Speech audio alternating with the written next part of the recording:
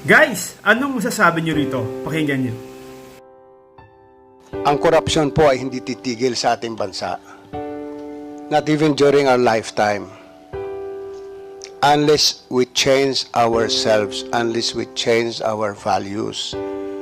Ang korupsyon po sa ngayon ay hindi mapaglalabanan ng batas lamang. All our laws on corruption are post factum, after the fact. Kailangan po natin ng isang haligi na magbabago po ng ating ugali.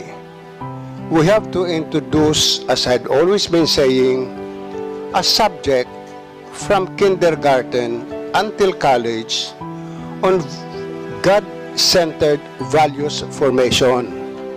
Kung magtuturo lang po tayo ng good manners and right conduct na hindi po nakasentro sa Panginoon, wala akong kwenta yon.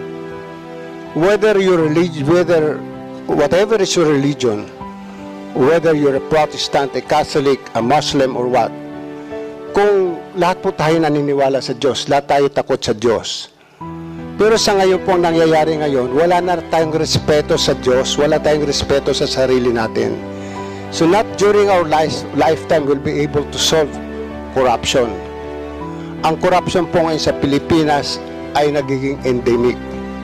Ang corruption po ngayon sa Pilipinas ay nagiging parang fashion, becomes a fad, because money becomes power. And if you have power, eh talagang kailangan yun, sikat ka. So, if you're asking whether nag-increase ito sa Bureau of Immigration, not only the Bureau of Immigration, tumataas po ang incidence ng corruption sa bawat ahensya ng gobyerno at magugulat po kayo na this incidence is not only in the Bureau of Customs and the Bureau of Immigration or in other departments. Mayroong mga departamento ng gobyerno hindi nyo akalain ay korap, akala nyo natutulog, pero mas korap pala yun sa ibang ahensya ng gobyerno na akala nyo ay korap. So sa mga nangyayari po ngayon, nababasa natin sa dyaryo, it only shows that what we need actually right now to fight corruption, to stop this incidence of corruption, is to introduce a subject through a law, a good manners and right conduct subject that is God-centered. You just teach good manners and right conduct, forgetting about religion, then wala hong kwenta yon. Others would philosophize na there is separation between church and state. Yes, there is.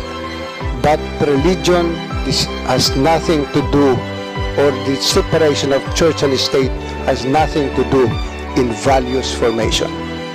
You want to have a good person, let that separation of church and state argument be set aside.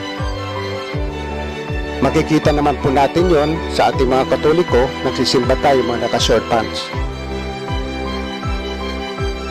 Mga nakasando yung iba. Hindi ho pag-iinsulto ko yan, pero totoo po yan, because we have lost our respect for God. We have lost our respect for ourselves. We do not fear hell anymore. Wala hong impyerno sa iba sa atin. So gumagawa po tayo ng krimen sangayon po sa ating kagustuhan. So if we're talking about corruption, if we're talking about incidents of corruption, if it is increasing, Your Honors. Thank you very much.